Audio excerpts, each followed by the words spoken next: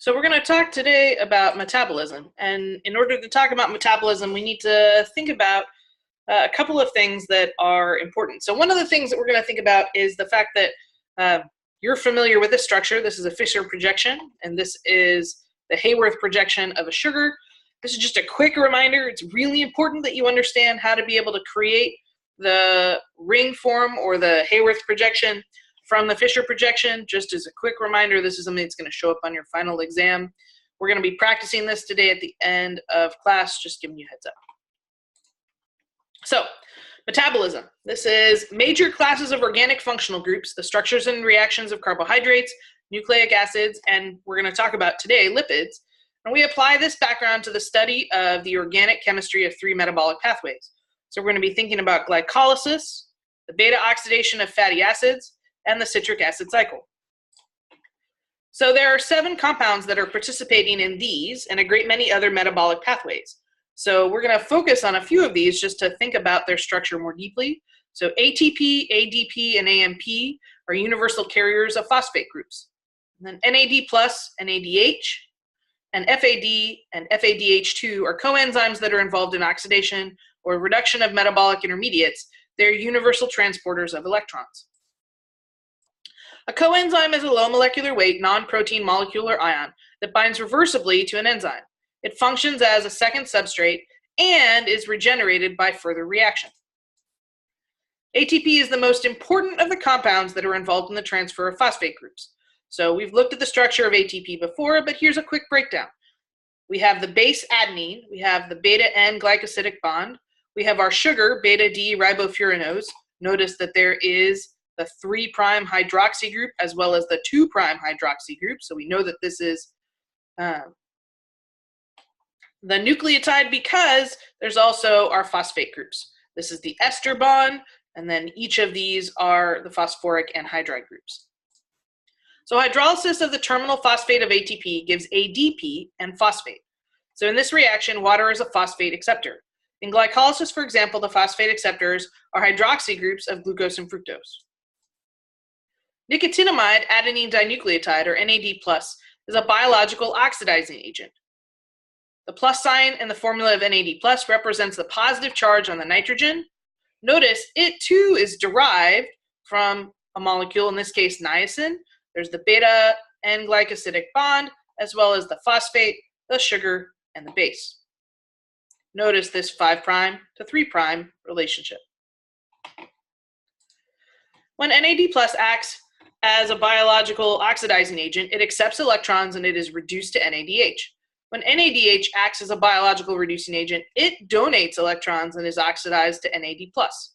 This is what we see as a reduction going to the right or an oxidation going to the left. The redox reactions involve the transfer of a hydride ion. We studied hydride ions when we looked at sodium borohydride or lithium aluminum hydride. The function of that hydride is shown here, where we have a base that takes a proton. The electrons from that bond come down to the oxygen. Then this hydrogen takes the electrons from this bond and attacks this carbon. We have resonance to move the double bonds onto the nitrogen, which forms NADH. Flavin adenine dinucleotide, or FAD, is also a biological oxidizing agent. When FAD functions as an oxidizing agent, it is reduced to FADH2. Another key step here is the hydride ion transfer. You can see how this mechanism is remarkably similar to the mechanism found for NADH. Coenzyme A, or CoA, is a carrier of acetyl groups as acetyl coenzyme A. This acetyl group is bound to the sulfhydryl group as a thioester. We're going to use each of these components to study glycolysis, in this case from the Greek glyco, or sweet, and lysis, and splitting. So this is a series of 10 enzyme-catalyzed reactions by which glucose is oxidized to 2 molecules of pyruvate. The first reaction is the phosphorylation of alpha-D-glucose. If you think about this, it literally is a nucleophilic substitution reaction. What's functioning as the nucleophile? What's functioning as the electrophile? What's functioning as the leaving group? The second reaction is the isomerization of glucose 6-phosphate to fructose 6-phosphate. This isomerization is most easily seen by considering the open chain form of each monosaccharide. This is a keto-enol tautomerization, followed by another keto-enol tautomerization. Think about how you would draw the mechanism for this reaction. The third reaction is the phosphorylation of fructose 6-phosphate. Again, because this is the addition of a phosphate, it's taking ATP and this molecule, D-fructose 6-phosphate, where the oxygen functions as the nucleophile, to attack the phosphate, kicking out ADP, which is a phenomenally stable leaving group. The fourth reaction is the cleavage of fructose 1,6-bisphosphate to 2 triose phosphates in a reverse aldol reaction. In this case, the characteristic feature is we have a carbonyl group and a beta, remember this is the alpha carbon, this is the beta carbon, a beta hydroxyl group. This reaction cuts D-fructose 1,6-bisphosphate in half, where each of the products has 3 carbons, dihydroxyacetone phosphate and D-glyceraldehyde phosphate. Reaction 5 is an isomerization of triose phosphates by 2 successive keto-enol tautomerizations. So here's dihydroxyacetone. I form 1 keto-enol, and then I form another to form D-glyceraldehyde 3-phosphate. Reaction 6 is the oxidation of the aldehyde group of glyceraldehyde 3-phosphate. The aldehyde group is oxidized to a carboxyl group, which in turn is converted to a carboxylic phosphoric mixed anhydride. So the oxidizing agent NAD+ is reduced then to NADH. So this is an oxidation of the aldehyde to the carboxylic acid and the reduction of NAD+ to NADH. Reaction 7 is the transfer of a phosphate group from 1,3-bisphosphoglycerate to ADP. Notice, you're starting to see this pattern where anytime you see a kinase, it's the transfer of a phosphate group, either from ATP to a sugar, or in this case, from a sugar byproduct back to ADP. The reaction mechanism is the same, it's just a question of which enzyme is transferring the phosphate and in what direction. Reaction 8 is the isomerization of 3-phosphoglycerate to 2-phosphoglycerate. This uses a mutase, and it's literally moving the phosphate from one oxygen to another. Reaction 9 is the dehydration of 2-phosphoglycerate.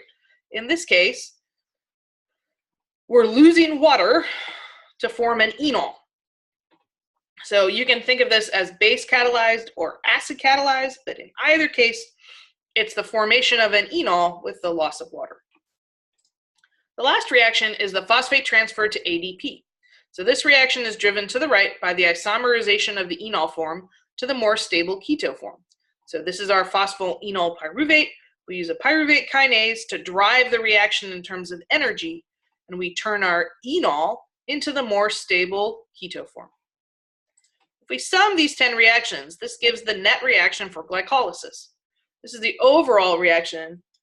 However, it's better represented by each of the individual 10 reactions that we've talked about previously. Pyruvate does not accumulate in cells, but rather undergoes one of 3 enzyme-catalyzed reactions, depending upon the type of cell and its state of oxygenation. It can be reduced to lactate fermentation. It can be reduced to ethanol, that's alcoholic fermentation, or it can undergo oxidation and decarboxylation to acetyl-CoA. The key to understanding the biochemical logic behind 2 of these 3 fates is to recognize that glycolysis needs a continuing supply of NAD+. If no oxygen is present to reoxidize NADH to NAD+, then another way must be found to do it. In vertebrates under anaerobic conditions, the most important pathway for the regeneration of NAD+ is the reduction of pyruvate to lactate.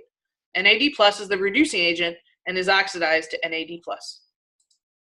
While lactate fermentation does allow glycolysis to continue, it increases the concentration of lactate and also of H+ in muscle tissue. When blood lactate reaches about 0.4 milligrams per 100 milliliters, muscle tissue becomes almost completely exhausted. This is what you think of as a muscle cramp. Yeasts and several other organisms regenerate NAD+ by this 2-step pathway known as alcoholic fermentation. Your goal between now and the next time we meet is to think about each of these steps in glycolysis and make sure that you understand what products are formed, what type of reaction occurs, and in the case of the phosphate transfer, how to draw those mechanisms. You're also responsible for recognizing what are oxidation and reduction reactions. Next time, we'll be talking about the citric acid cycle or the Krebs cycle. Have a great day.